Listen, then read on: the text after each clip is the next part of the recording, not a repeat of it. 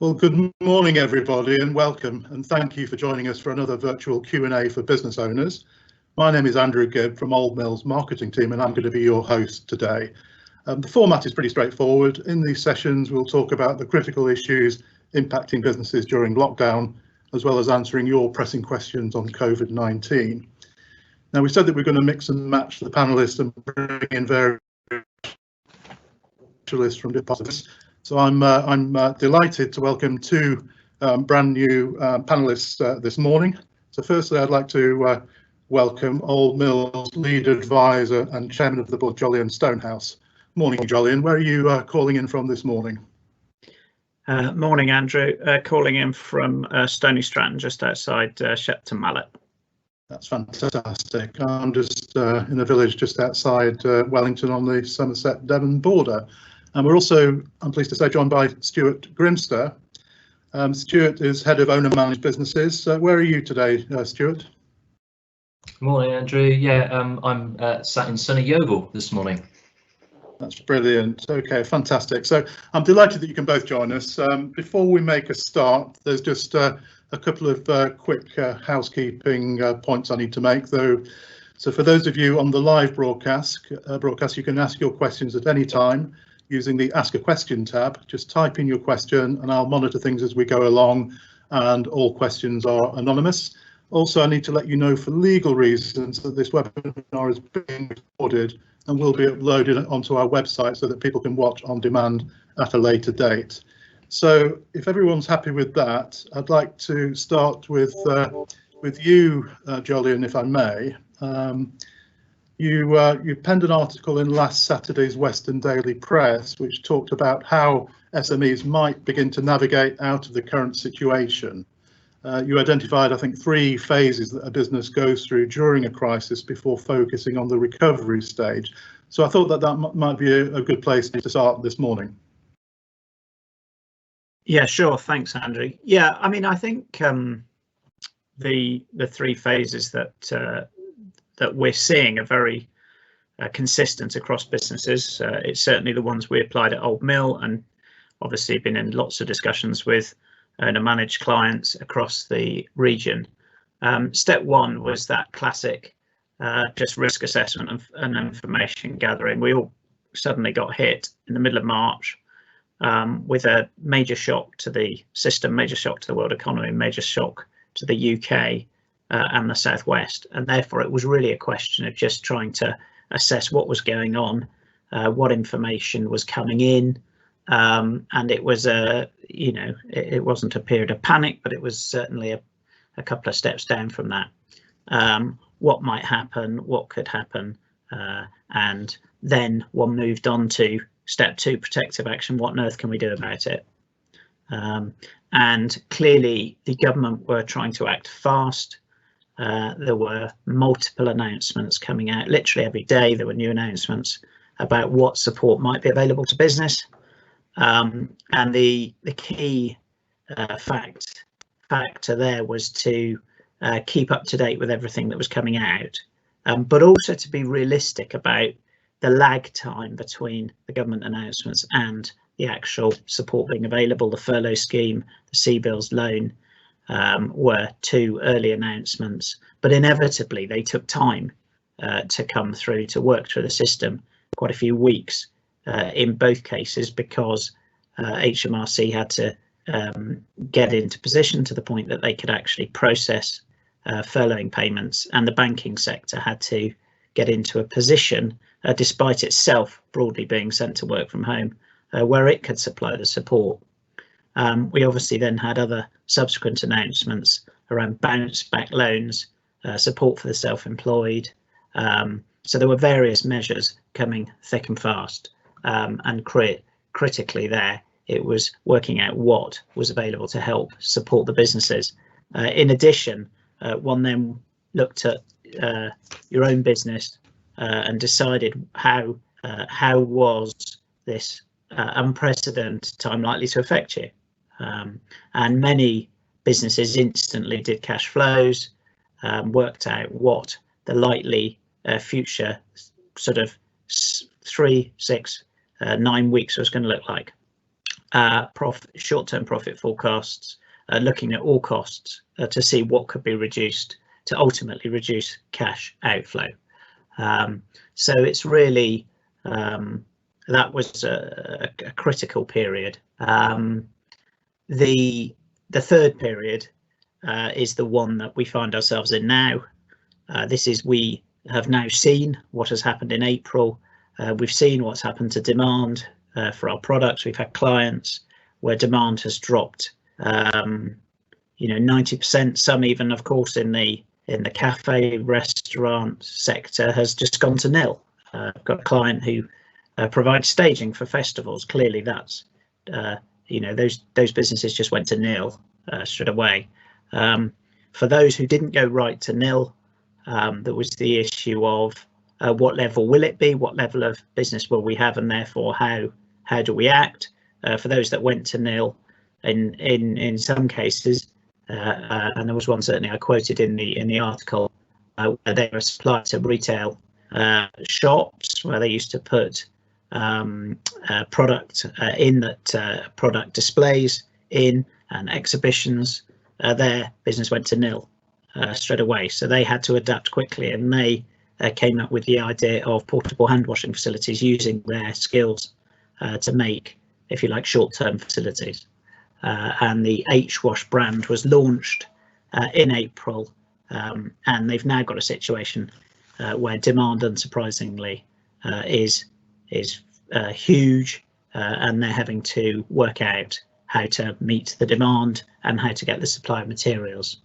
So that was if you like, a very positive story. Had another client who was in the sort of world of PPE, and they normally turn over about 3 million a year. They had to really gear up, get external funding in from family members, and they turned over 7 million in April. So you can imagine that presented huge different challenges than the businesses that saw their businesses completely go to zero. So what everybody's now trying to do is assess, what do we know about the new normal? What actually is happening to us on a day-to-day basis, and does that give us any indication about what the next few weeks and months might look like? And that's where actually you've got no choice but to actually do scenario planning based on the significant changes that were made in early April to each of our businesses. You then got to run various scenarios and try and feel your way through the coming weeks. Clearly, we've seen the first tentative steps towards moving out of lockdown, and I've one business there in packaging, they're cardboard packaging manufacturers, and they've started in the last couple of weeks to see demand move significantly upwards, suggesting that businesses are coming away from that situation, that horrendous situation in early April, and actually starting to envisage the future, as I say, that we now find ourselves in. But the difficulty around that future, as another client said to me the other day, is they had their first strategy meeting after the, if you like, so this was the first looking to the future, planning for the future strategy meeting, and the challenge they faced, Andrew, was there were just too many variables. And how do you deal with all those variables? And I think the answer to that is, again, you have to just run various different scenarios with various different variables and assumptions and see where that leaves your business. Yeah, it's fascinating. There's just obviously no one-size-fits-all solution for this, and interesting looking at both ends of the spectrum. Stuart, I mean, do you want to jump in on this one? What kind of conversations have you been having over the last few weeks? Yeah, sure. Well, first and foremost, I suppose I sort of back up what Jolyon's been talking about in the sense that there's been such a mixed range of experiences that we've seen our clients go through.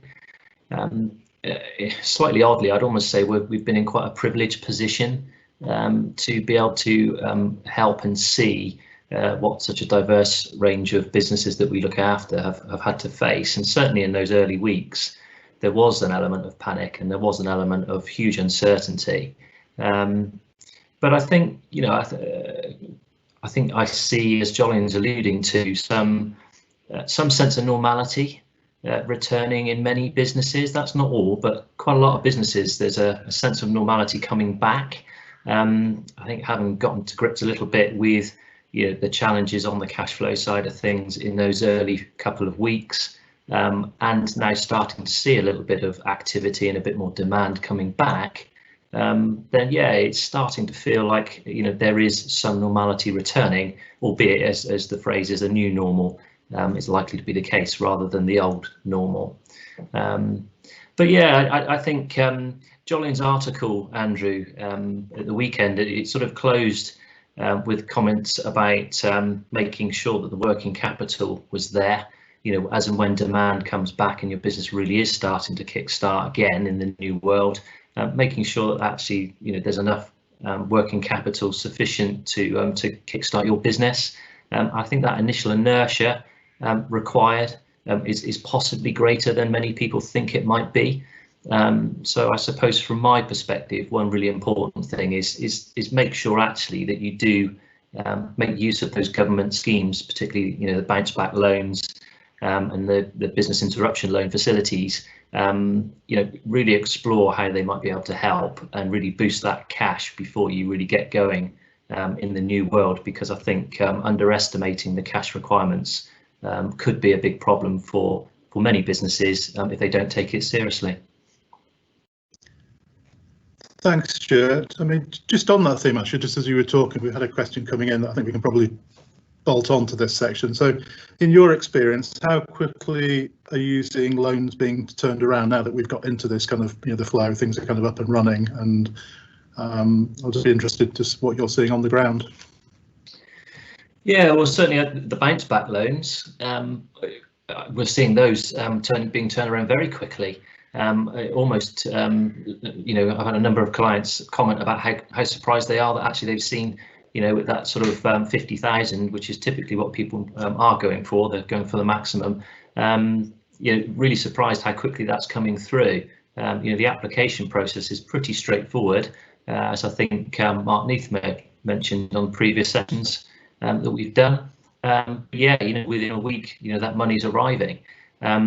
The business interruption loan is a slightly different story. I think there is a bit more variation from what I've seen, but I think they're still being processed relatively sensibly quickly. Jolyon, I don't know whether you've seen any difference there on those business interruption loans.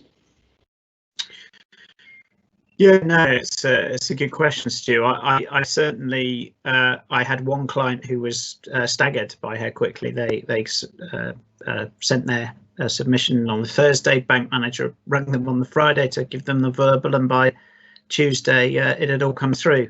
Certainly, I spoke to a client the other day that Mark Neath was helping, and they submitted their papers about 2 weeks ago and heard about 3 or 4 days ago. So that took about 10 days, although he did say he'd had rather a grilling, and that perhaps reflects the sector he's in. They supply office furniture, and clearly with all the talk of home working and the inevitable investment that it requires to reconfigure your office, the demand there is uncertain, albeit you can see businesses actually taking a fresh approach to offices, given the relative success that many businesses have found of working from home, and that creating new opportunities for business in terms of how they construct their offices.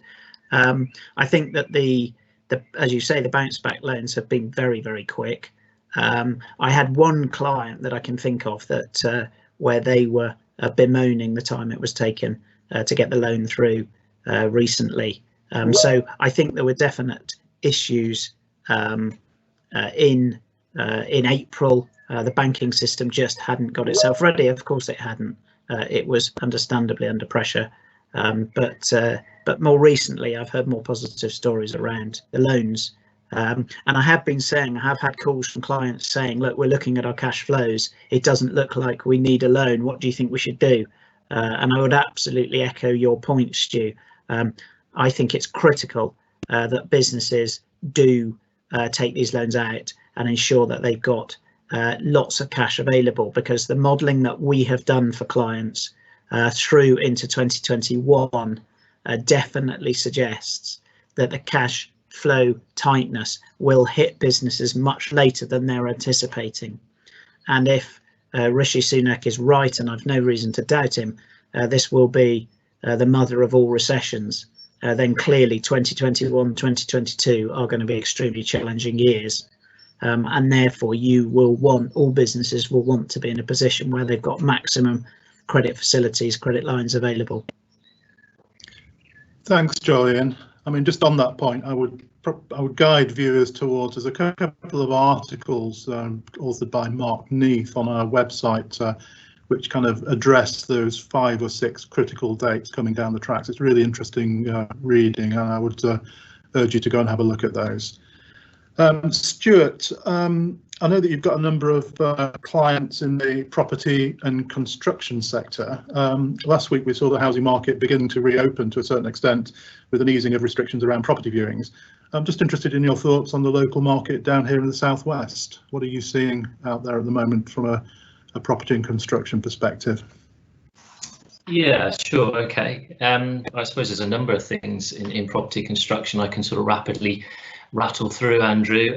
As you say, first step, it's good to see that some of the construction sites are beginning to reopen. Actually, construction in general has been one of the more robust industries in that they have at least tried to continue to operate wherever they possibly can, obviously clearly taking into account the sort of COVID-19 guidelines that the government have issued on the gov.uk website. I don't think sort of things like affordable housing requirement, that's not gone away. So there's always going to be that demand for housing and new houses to continue to be purchased. I guess arguably there's going to be even more of a demand potentially for affordable housing, sadly, as the next 2 or 3 years move forward anyway. I think it is interesting because a couple of comments I've had from some of my clients is that they've had work to do in the construction world over the last few weeks, but clearly not as much as they would have normally been doing and not as much as they'd like to be doing. They are starting, as we mentioned earlier on, to see some contracts come in and some, as I said, some sites reopen. But I think one of the key things is actually that I'm hearing quite regularly is that actually that pipeline of work for the next 6-9 months isn't as strong as it would normally have been. And I think there's some sort of reluctance in some areas for people to obviously understandably to commit to those contracts and get people to come in, and get them back on site quite as quickly as we might like them to be out there to fuel that economy and that recovery. That we'll no doubt touch on a little bit later. So yeah, I think that there's a slow pace. Getting onto sites is not as easy. You can't have as many people on site or inside buildings particularly as you'd like to. So I know some comments I've heard from a couple of my clients that are saying, yeah, we've got work, but actually it's got to be done very, very much more piecemeal than it used to be. We've got to bide our time, wait our turn to get in and be able to do what we need to do. Because of the social distancing, etc., that needs to be adhered to. So a little bit frustrating in that sense, but I suppose positive that there is lots of activity coming through. I guess just in terms of generally, the Southwest ordinarily is pretty robust when we go through recession and out the other side. Clearly, this is unprecedented and we will be impacted significantly like the rest of the UK. But that said, there's I did see an article, I think it was Nationwide over the weekend, issued a survey. There's quite a high demand, not surprisingly, for housing with better space out and about in the countryside, etc. So, you wonder whether that might translate into a positive thing for the Southwest particularly. I suppose in terms of commercial property, office space, it was quite clear that use of office space and how that's used, when it's used, is going to change for the midterm at least, if not for the longer term. So there's lots of opportunity, I guess, there within the construction industry to acquire. new business, different types of work where people need to actually rejig, to, for want of a better phrase, their office space and their commercial space they use within their businesses at the moment. Just generally on property prices, there's commentary out there. Again, I think nationwide they talk about a 10 to 15% drop in residential property prices.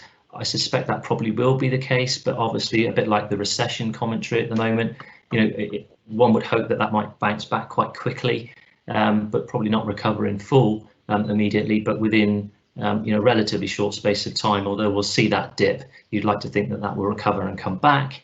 In the commercial property world, there's some fear out there that property is going to drop in value, but I've spoken to one or two sort of property agents and the like, and there's plenty of good money still out there that would help to fuel good property values. And so I suppose my message is don't panic on that front. And if you are in that arena of selling commercial property, particularly, don't undersell.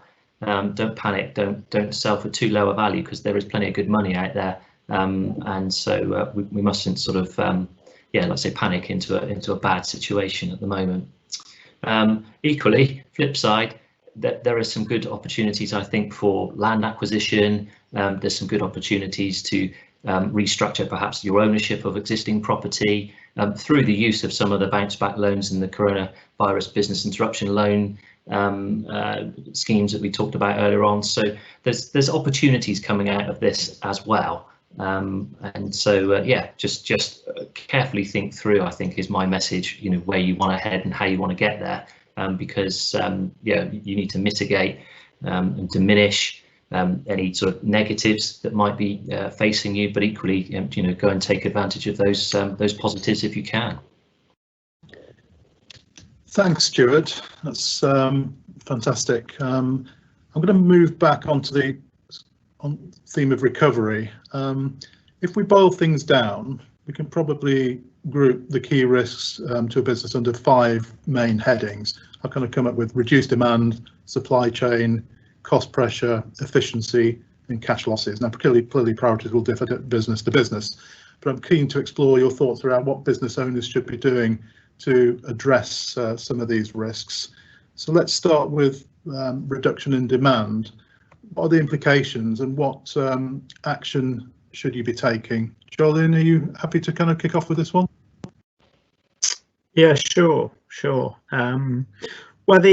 obviously there's the most positive example that I gave, where a business completely re-engineered the products it offered the marketplace to offer the hand washing facilities.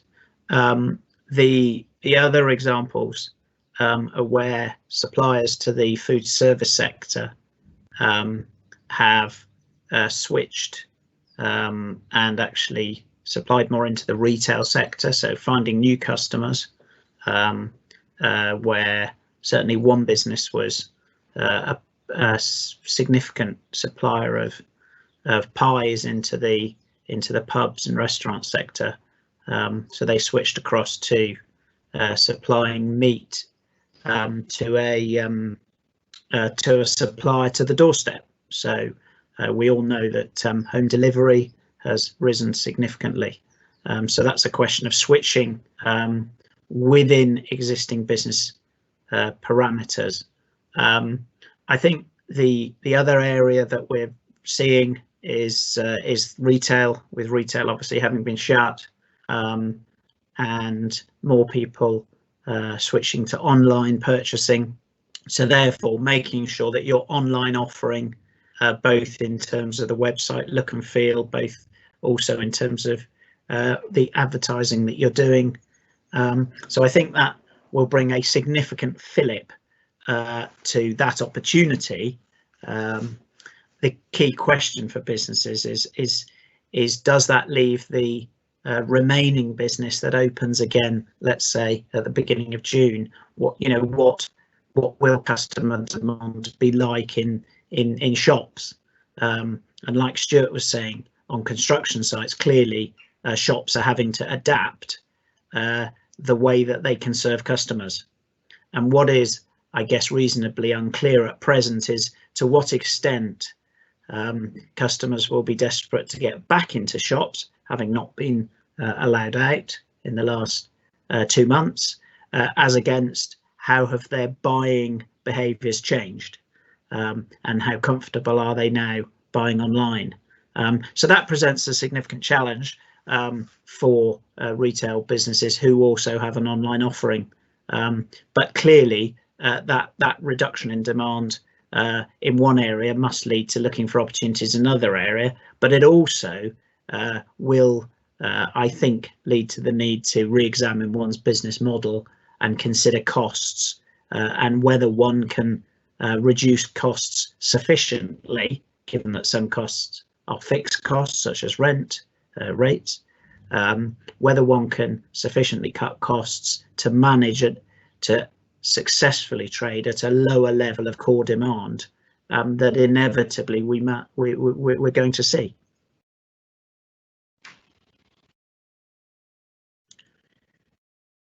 In terms of the opportunity to reduce costs, clearly the most significant cost most businesses face is labour, and as we've seen in the last 24 hours, the significant additional unemployment predicted is likely, unfortunately, to be a long-term result in the significant reduction in demand that some businesses will face. And if we look at the airline sector that I referred to in the article on Saturday, and again even this morning, Rolls-Royce have been talking about making 9,000 people redundant, a significant number of whom will be in the UK. That shows that businesses are clearly faced with significant reduction in demand, and they're having to make significant cost reduction actions in order to ensure their medium and long-term survival. That will present the government with a significant issue. It'll present the economy and the world economy with a significant issue, and certainly the Bank of England were predicting an expectation that unemployment would rise to sort of in the 8 to 10% range, which seems unfortunately to be extremely likely as businesses look to try and balance the books. Yeah, times ahead, I'm afraid. Stuart, have you got anything you want to kind of mention on this side of things? Well, I would just pick up on Jolyon's point around the labour and obviously the redundancy concerns. I mean, obviously, I think, and I use the word obviously, redundancies are inevitable in UK PLC. I don't think we can go through at times like we are without coming out the other side with, having lost a few, a few jobs across the country. I suppose just tied with that is just commentary that Jolyon and I know both have heard in recent weeks that, even if demand picks back up in certain businesses to the levels that it was at before coronavirus hit, there are business owners that are saying we're not even sure if we're going to need all of the people that we previously employed before we went into this. So there's an efficiency piece that is emerging as well. I think where business owners are recognizing that they can do the same level of work, of income that they were previously doing, but perhaps with fewer people.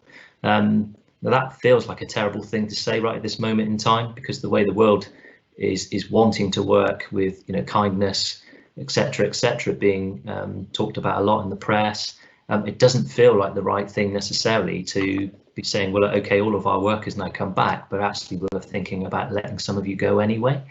But I guess as business owners, you've actually, the only way you can generate some profit and in the new world move your business forward is by relinquishing a few of the roles that you previously had. Then that's sadly the way it may need to go. So I don't think it's just demand that is going to cause job losses. I think actually there's this efficiency piece that is emerging, and people are recognizing that they may have been carrying 1 or 2 extra bodies than they really needed anyway. So I suppose that's a potential positive from a business owner's perspective, but it's a concern obviously from a UK labour force perspective.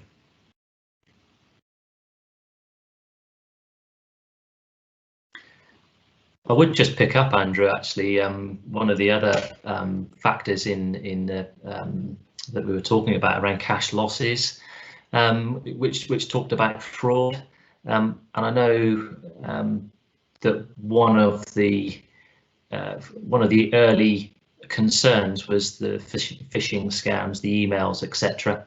And obviously the EasyJet example that was in the press yesterday is a really great example of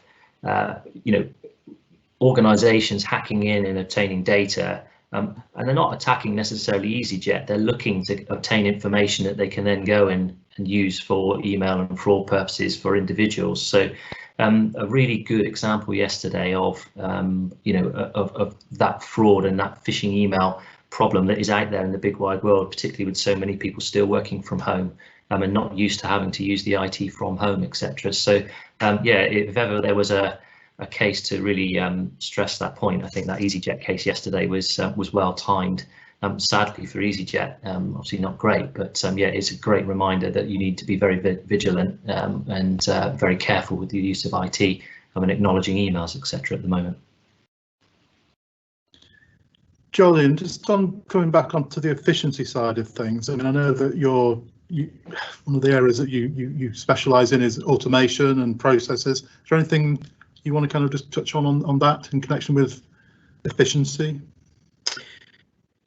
Yeah, I mean, sadly I'd probably echo Stuart's points that that in the run up to this awful virus, the UK economy was in a position of very high employment. In fact, in the southwest, I think the unemployment was around 2.4%, which is in reality is virtual full employment. And I at that time was counselling clients to focus their businesses on becoming more efficient. And actually one of the efficiency points was around the utilisation of labour. Now, the logic that I was using was actually if we hang on to too much labour and actually have inefficient businesses, then we won't drive profitability and investment within businesses because there isn't enough money to be invested. And therefore I actually saw an advantage to reducing the labour within a given business. That would therefore free up labour in the labour market, because the other problem that people were having was they couldn't actually get any new staff to help their businesses grow. This is a rather, we find ourselves now in a rather different situation, but of course what's happening is quite a few of the businesses are operating with much lower labour levels because they've had no choice, they've had to furlough staff. And they're starting to realise that potentially some of the roles that they used to have, they perhaps don't need to have. And this is exactly Stuart's point. We will end up with potentially more streamlined, effective businesses. But unfortunately, this is at a very time when unemployment is already going to be on the rise. So I do agree. I think the drive to process efficiency that I've certainly been calling for the last couple of years will now meet head on with the point about kindness that Stuart raises and having too many people unemployed. So that does present business owners with a dilemma, and certainly I've heard different views, as you might expect, across the range. Some very much looking to make sure that the businesses are completely lean and performing effectively, thereby able to take advantage of the bounce back as and when it arrives. Others obviously feeling a significant obligation and concerned about the welfare of significant numbers of their employees. So yeah, quite a dilemma between process versus the challenges we face as a country and a world. Thanks, Jolyon. Just whilst you're on screen, just going back to your recommendation earlier to take advantage of government loans. So the question that's come in is, would you lean towards the 50,000 bounce back scheme being readily secured, or go for the higher Sybil's loan, which appears to be a more significant undertaking? Have you got any thoughts around that? Yeah, I think that's a really good question. I think it depends on the size of your business. So certainly the bounce back loans have been coming through very quickly, and I think if you are a much smaller business, then absolutely logically go for the bounce back, because it's not a significant issue to get the money. If you do have an internal accounting team, and you do have a little bit of time to invest in the Sybil's loan application form, then I probably would recommend for slightly bigger businesses that they do take advantage of the higher limits that are effectively available under Sybil's. So certainly for the business with no finance team, then the bounce back scheme is fantastic. But if you do have internal finance people who can get some of the data together, and you yourself as the business owner have a little time to focus on the form, and of course you can talk to us, we could certainly help with it, because we've done quite a few, unsurprisingly, then I probably would lean for the bigger businesses to using the increased credit facility available under Sybil's. Thanks, Jolyon. I mentioned earlier is the critical dates that business owners should be paying attention to over the next 12 months or so as we work our way through this crisis, which we've kind of alluded to. And I'll put a link to the article in the notes that when we upload this recording to the webinar onto the website. It subsequently occurred to me during the week that throughout COVID-19, throughout the lockdown period, there's been a rather large elephant in the room that isn't going to go away at any time soon. That's Brexit, of course. And I've seen reports over the last week stating that very little progress has been made in talks between the two sides. The government has repeatedly said that it will not extend, come what may, the transition period beyond its scheduled conclusion on the 31st of December. So a hard Brexit could well be something else that we need to consider in terms of things coming down the tracks. Have you got any thoughts on this, Jolyon? Yeah, I mean, it hasn't gone away, as you rightly say, and maybe there was a slight pause in the media reporting on coronavirus, so they thought they needed to fill it with something. I think we're going to have to deal with Brexit, and we're going to have to deal with whatever it throws. And all I would say is, if we can deal with coronavirus, then we sure as hell can deal with Brexit. I think we have to assume that the governments of the EU and the UK will be sufficiently sensible in their discussions regarding the need to protect their respective business and communities, the communities of people that they govern. So it seems a slightly ludicrous scenario that everybody would be spending time posturing and squaring up to each other at a time when actually we need the whole world economy to work together as effectively as it can. So yeah, businesses are going to have to face the unfortunate spectre of that coming on. But as I say, I think we'll be much better able to deal with it, because what we have shown through the coronavirus is that we can actually deal with what's thrown at us. I mean, there are remarkable examples across the UK of businesses just completely metamorphosizing. And if you just look at how individuals in the UK have dealt with it, it just shows that when we're faced with serious challenges, we can just adapt and get on with it and deal with it. And I think Brexit will be no different. Thanks, Jolyon. I'm conscious we're coming up to the 40-minute mark. So before we wrap things up, do either of you have any parting comments? Yeah, Andrew, I would just jump in if that's all right. Yeah, sure. Yeah, I mean, I just echo Jolyon's comment about resilience. I think there's been a huge amount of that demonstrated over recent weeks.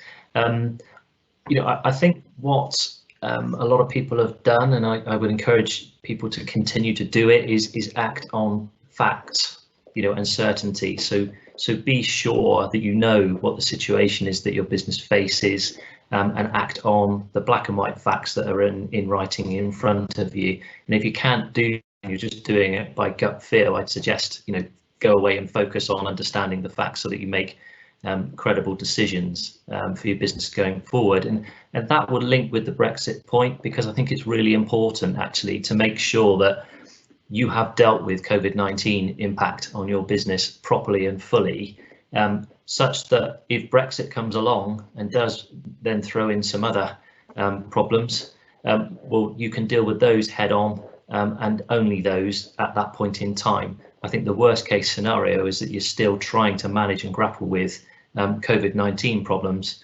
and impact on your business, and then Brexit comes in and ruins the party even further. So yeah, that would be my take on it. Is we talked about going and getting some funding and making sure you're financially secure. The phrase "cash is king" has always been used, but it's never more important than right now. So yeah, do all of those right things and get your business stable, secure, know where it's heading before we get to Brexit, so that you can then deal with Brexit as and when it does come through. That would be my takeaway for the next next 3 months or so. Okay, that's fantastic, Stuart. Brilliant. So that brings us to the end of this session. I hope that you found it insightful and informative as always. I'd like to thank our live viewers for your questions, and a big thank you to our two expert panelists, Jolyon Stonehouse and Stuart Grimster. We're going to be returning in 2 weeks' time on Wednesday, the 3rd of June, to continue the conversation and answer more of your questions. So in the interim, thank you for watching, goodbye, and stay safe.